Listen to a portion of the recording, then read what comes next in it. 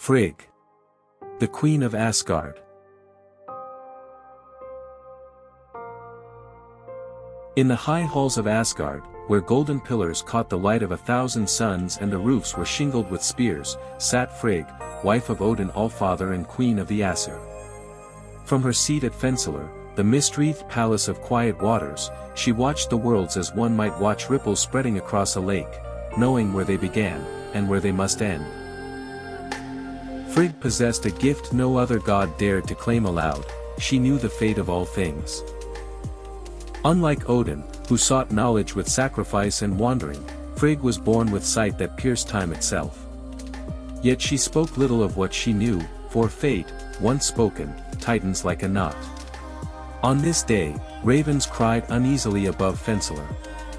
Frigg's hands, usually steady at the loom, trembled as she wove. The threads before her glowed faintly, gold, silver, and black, each one a life, a choice, an ending. One thread shone brighter than all the rest.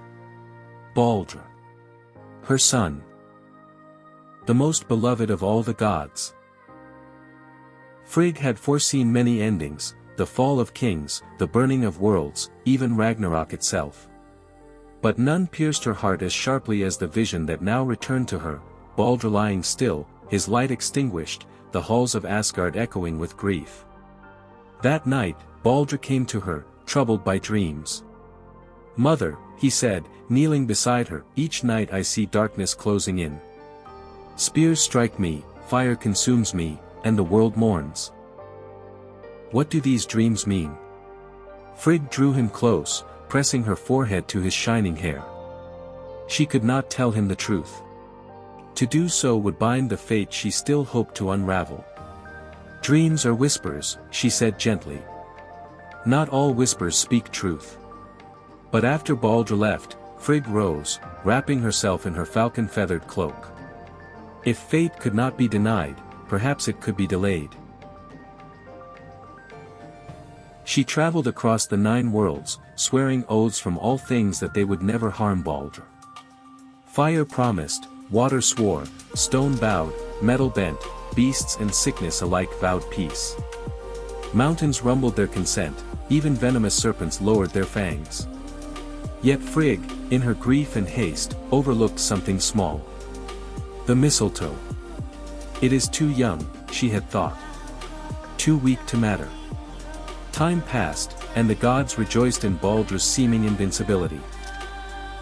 They threw weapons at him in sport, laughing as swords bounced harmlessly from his skin. Frigg watched from afar, her smile tight, her heart uneasy. Only Loki, the trickster, noticed her silence. Disguised as an old woman, Loki came to Fensalar and spoke sweetly to Frigg, praising her son. And in her weariness, in her longing to believe Baldr was safe, Frigg spoke the one truth she should have kept. "All things have sworn not to harm him," she said. "All but the mistletoe." Loki smiled, though she could not see it. When Baldr fell, pierced by a shaft of mistletoe guided by blind Hr's hand, Frigg's scream shook the roots of Yggdrasil. The worlds trembled.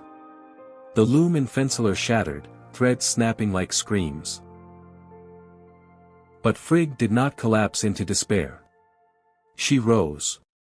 Wrapping her sorrow around her like armor, Frigg descended to Hel, ruler of the dead.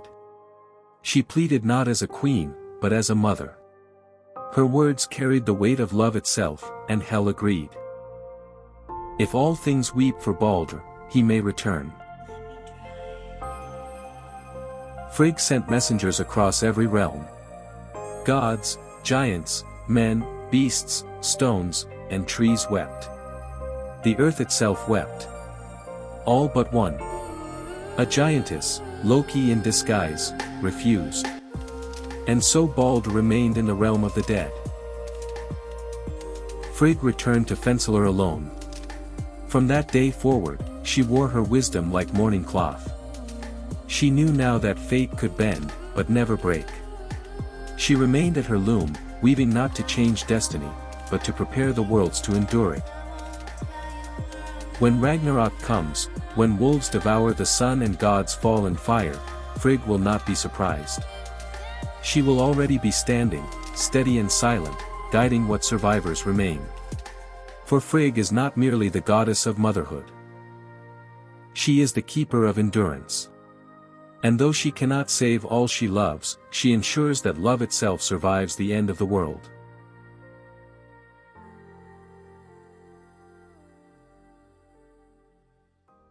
Thank you for watching. If you like this kind of video, please hit the subscribe button and click the notification bell to get notified whenever we post a new video.